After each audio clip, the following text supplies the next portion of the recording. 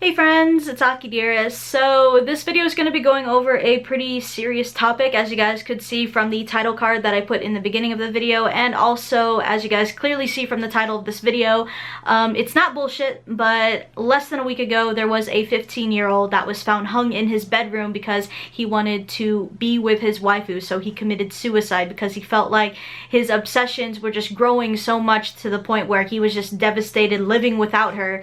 So he also wrote a letter before his death. I forgot what those are called. A will? Not a will. But here's the letter right here. It's all written in Spanish, so I can't really translate it. Now, I'm not going to really dwindle too much into this topic of this specific event. This is more like a trigger for a different message that I want to bring out in this video, but just going a little bit more into the specifics, and there is a link down below to an article talking about everything that you guys need to know.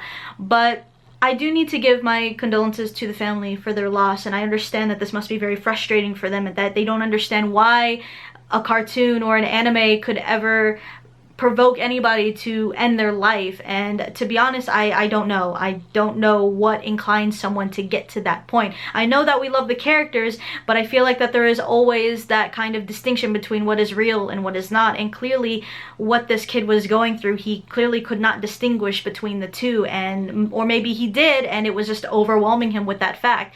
So what the parents decided to do, and this is the part that the video is mainly going to be touching upon, is that they want to control censorship of anime because they feel like it's provoking suicide. And that's the part now that I'm going to transition over. Again, the details of this event all in the article because I don't really want to dwindle into this topic too much. But first off, this isn't the first time it's happened. We had another incident, if any of you guys remember, back in 2012, where there was a Russian kid that actually killed himself because he found out that Itachi died. After that, then there were articles going around, especially in Russia, of whether or not anime is provoking suicide, and that there were multiple accounts. Apparently, I'm not sure if that's true, but apparently 6 kids also jumped off of something and killed themselves over an anime, but correct me if I'm wrong on that behalf. But what the article was going through was that they were arguing of whether or not anime should be censored because they feel like it is provoking suicide because of all the events that happened, because the fact that they think it blurs out the lines between what is real and what is not. And to be honest, my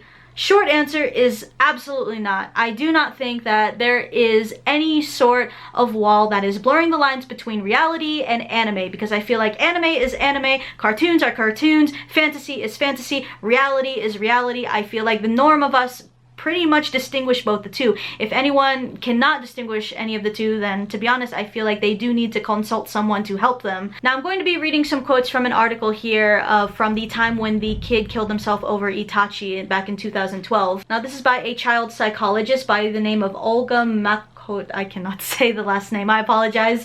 But she said, "Of course anime by itself cannot be the cause of teenage suicides, but it is a visual art that attracts many teenagers and that intensifies all their feelings. And death, the heroics of death that is typical of the Japanese culture a lot more than other cultures, often serves as a measure of friendship or loyalty. To jump down from a high rise together holding each other's hands, it is specifically typical of girls' behavior. Heroic adventures of girls, stories, inseparable friendship between girls, these are all anime stories. It is a whole subculture that, despite varying storylines and styles, all romanticizes death." She also goes on to say that anime also erases borderline between reality and virtual culture. Sometimes virtual culture, due to its graphic imagery, appears to be brighter and richer than real life. Now again, as far as this article goes, like I said before, I call complete bullshit over that theory, because normal people, the norm here, and I'm talking about like you right now watching this video, I'm going to just hope that you are a person that is smart enough to understand what is real and what is not. Whether we're talking about anime, whether we're talking about cartoons, or you know what, let's take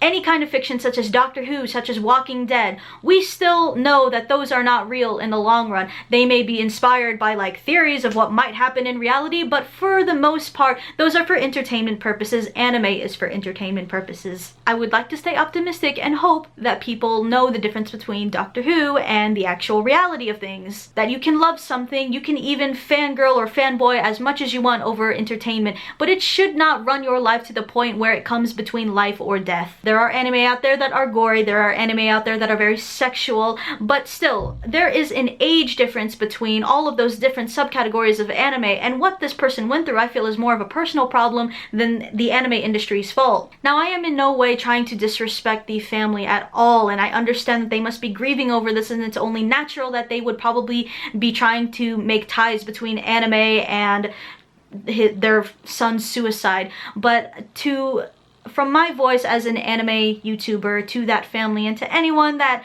for some reason is thinking that this might happen to someone in their family or someone that is going through that, this doesn't really happen that often, but for some reason, if there is, just know that there is no distinction that is trying to be blurred between anime and reality. It's easy to point the finger at something or someone when something like this happens. It's easy, especially when you're very emotional, to try and look at the roots of why somebody did what they did. But often what really blurs is the reasonings behind everything, that you aren't really considering the fact that maybe this kid was very antisocial, maybe this kid was going through some other personal issues. It's not just his complete obsession with Ikaros from Heaven's Lost Property, but definitely I feel like there must have been something else in his life. Now, for some reason, if there are any parents out there, especially after this news, that are worried that if your child is an anime fan and you're worried that maybe they will try and follow in these footsteps, just know that it also comes down to you as a parent to make sure you are there for them, to make sure that they are not into that mentality. They can still enjoy anime, they can still enjoy